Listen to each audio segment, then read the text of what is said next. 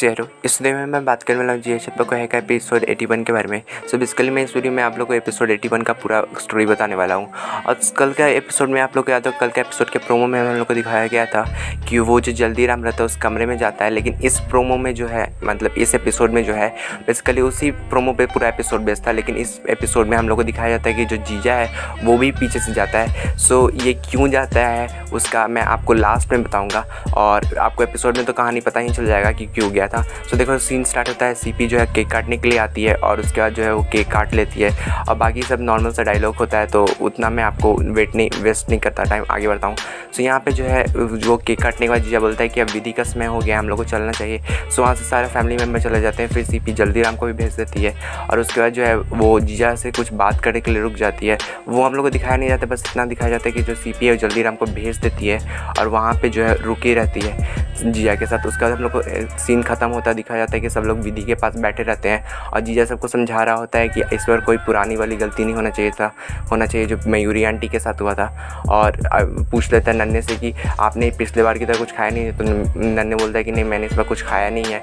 और उसके बाद बोलता है बस एक कटोरी सूप पिया था। तो बिजली आंटी बोलती है कि ये कहाँ से पिए। तो बोलता है कि जो किचन में रखा हुआ था। तो वो बाल कलर करने वाला होता है। तो फिर सबको लगता है कि फिर से पेट में कुछ खराबी हो जाएगा, पेट खराब हो जाएगा। सो यहाँ पे बोलता है नन्हे कि नहीं, मेरा पेट सही है। उसका विधि स्टार्ट होता है नॉर्मल सा 10 से 15 मिनट विधि का सीन दिखाया जाता है।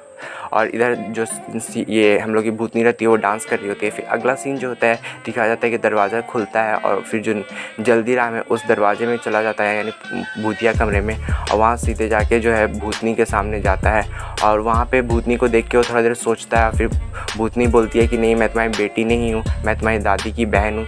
यहाँ पे भी भूतनी कुछ और कहानी जल्दीराम को बता रही है कि मैं तुम्हारी दादी की बहन हूँ और उन लोगों को बोली थी कि मैं तुम्हारी परदादी हूँ। सो यहाँ पे भी उसका बोलता है कि मैं आपका कैसे भरोसा करूँ। तो बोली थी कि मैं बचपन ही में जान देती थी, चलते दादी ने कभी जिक्र नहीं किया होगा। और फिर ये भी बोलती है कि तुम मेरा भरोसा कर सकते हो क्योंकि मैं चाहती तो तुम्हें पहले भी मार सकती थी, लेकिन मैंने तुम्हें नहीं मारा।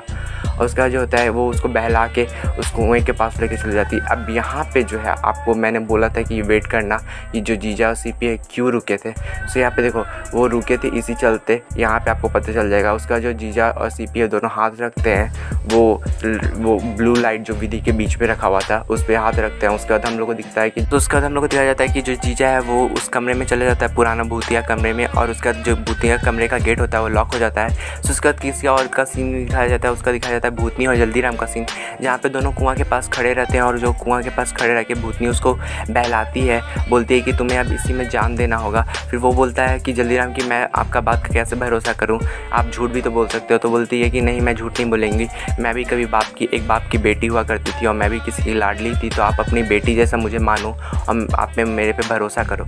उसके बाद वो उसको बहला लेती है और फिर जल्दीराम बोलता है ठीक है। फिर भूतनी बोलती है कि जो मैं बोलूँगी उसको आपको दोहराना होगा।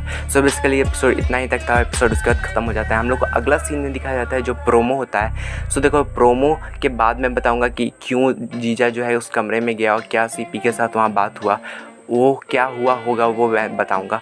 सो देखो यहाँ पे प्रोमो में हम लोग को दिखाया जाता है कि जो जल्दीराम रहता है वो बात दोहराता है और फिर जो 2-3 बात दोहराने के बाद जो भूतनी रहती है वो बोलती है कि अब ये दोहराओ कि मेरे मरने के बाद मैं अपने मर्जी से मैं अपना जान दे रहा हूँ और इसके बाद सारी काली शक्तियाँ चंद्रप्रभा को मिल जाए और ये मेरे बेटी के शरीर में प्रवेश कर जाए। तो जल्दीराम बोलता है कि नहीं, मैं ऐसा कुछ नहीं बोलूँगा। फिर जो भूतनी रहती है उसका गला पकड़ के उसको कुआं में धक्का देने लगती है और फिर जो जी आता है पीछे से के बचा लेता है उसको, बोलता है कि मैं तुम्हारा कोई चाल कामयाब नहीं होने दूंगी। और फिर चंद्रप्रभा जो है दूर से उसका गला पकड़ लेती है और एपिसोड का प्रोमो खत्म हो जाता है। बेसिकली इतना ही पूरा एपिसोड था प्रोमो के साथ। अब इसके बाद बात करते हैं कि क्यों वहाँ पे जीजा को रोकी थी सीपी जल्दीराम को भेजने के बाद। तो यहाँ पे जो था जीजा को इस चलते रोकी होगी क्योंकि उसको पता था कि जल्दीराम के साथ कुछ ना कुछ गलत हुआ तो कोई रोकने वाला होना चाहिए। चलते लगता है कि ये हम लोग की जो जीजा है वो गया और मेरे ख्याल से सीपी भी उस पर हाथ रखी थी। तो जो सीपी भी है वो जाएगी, लेकिन वो पीछे से जाएगी। हम लोग को दिखाया नहीं गया इसमें क्योंकि थोड़ा सा सस्पेंस रखने के लिए। अब देखो अगला एपिसोड में यही हो सकता है मे बी। आपका क्या रहा है प्लीज़ कमेंट बॉक्स में बताना। अब देखो यहाँ पे जो है कल का एपिसोड बेसिकली बहुत ही अच्छा होने वाला है और क्या आपने कल का एपिसोड देखा है तो वो भी कमेंट बॉक्स में बताना। आई होप आपको ये वीडियो पसंद आया तो लाइक कर देना इस वीडियो को, चैनल पर नया तो सब्सक्राइब भी कर देना चैनल को। मैं मिलता हूँ आपसे नेक्स्ट वीडियो में, तब तक के लिए बाय बाय।